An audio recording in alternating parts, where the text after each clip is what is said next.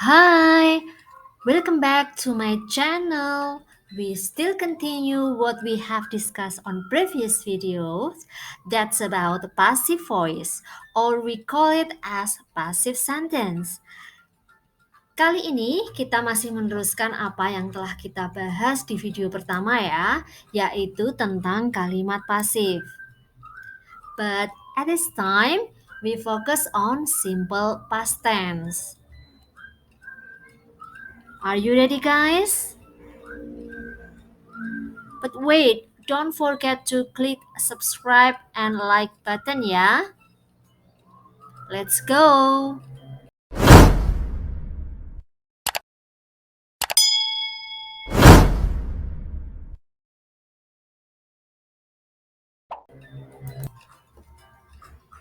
Well, students, just review a little about passive sentence. Why we have to use it? Kenapa sih kita harus menggunakan kalimat pasif? Okay, we have three reasons here. First, we just focus on the object. Kita hanya fokus di objeknya saja. And then the second one, we don't know the doer. Kita tidak tahu nih siapa sih pelakunya. Jadi untuk amannya kita pakai kalimat pasif ya.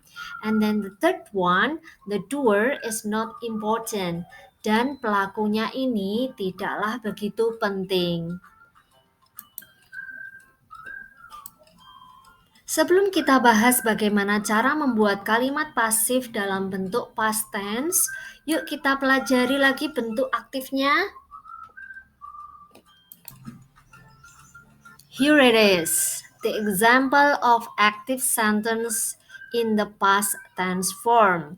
Ini adalah bentuk kalimat aktif dalam tenses past. Oke, coba perhatikan. Yuk sambil diingat bahwa kalimat aktif itu subjeknya melakukan suatu pekerjaan kepada objek. You ate breakfast. You here as a subject. You di sini sebagai subjek. Ate is verb to because this is a past tense form. Karena ini bentuk past tense, maka verbnya itu bentuk kedua, yaitu eat, makan. And then breakfast is the object. Di slide berikutnya nanti akan kita bahas cara mengidentifikasi, kita akan membuat kalimat aktif menjadi pasif. Students, please attention to this slide. Yeah, we have active and passive here. Yuk perhatikan kalimat aktifnya. You eat breakfast. You subject. Eat itu adalah verb to, and then breakfast is object. And then we want to change into passive sentence. Jadi breakfast yang tadinya di belakang sebagai objek, kita pindah ke depan. So breakfast was eaten. Kenapa kok was di sini? Jadi kita membutuhkan be dalam bentuk past tense juga karena breakfast di sini kita anggap single, maka be-nya adalah was. Kemudian kita membuat atau merubah verb kedua menjadi verb ketiga.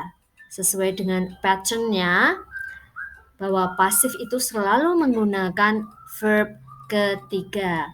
So, jadi kalimat pasifnya breakfast was eaten by you. Seperti yang sudah kita jelaskan di video pertama, agent atau pelaku di sini tidaklah penting, maka ini bersifat optional.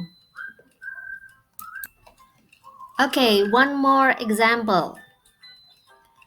Active sentence, they made some cookies.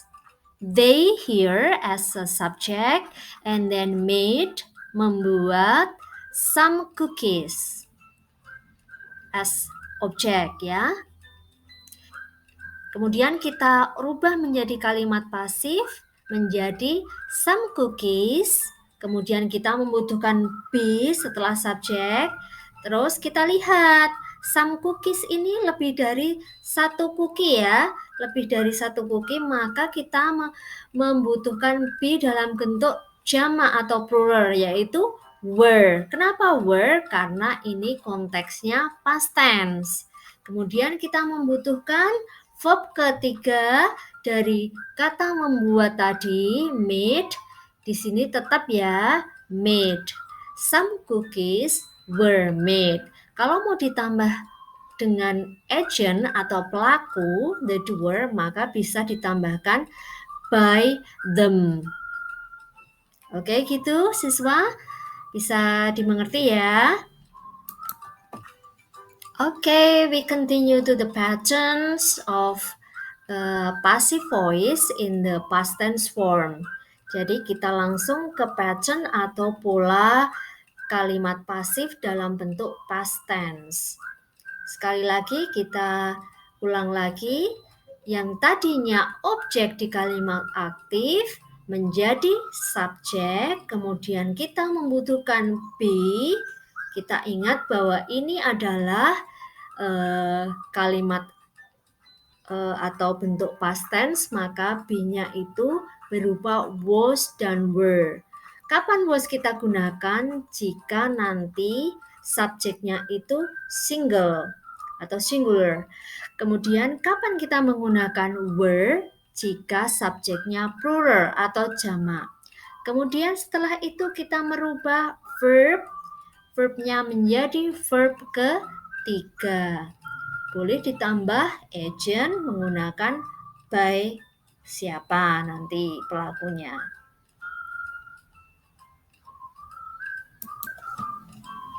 Okay, again we comes to the tips how to make passive sentence. Seperti yang sudah kita pelajari di video yang lalu, di video yang pertama kali kita harus pikirkan adalah mengidentifikasi the subject, verb, and object di kalimat aktif tersebut. Kita harus mengidentifikasi subjeknya mana, verbnya mana, kemudian objeknya yang mana. Kemudian yang kedua, move the object in active sentence into the subject in passive sentence. Kemudian yang nomor 2 ini maksudnya meletakkan objek di kalimat aktif tadi menjadi subjek di kalimat pasif. Kemudian, number 3, identify the tense in active sentence. Mengidentifikasi tenses. Nah, kali ini kan kita sudah mempelajari past tense. Berarti ini kita membutuhkan to be apa? Was dan were. And then after that, change the verb into verb participle or verb 3. Kita mengubah verbnya menjadi bentuk ketiga.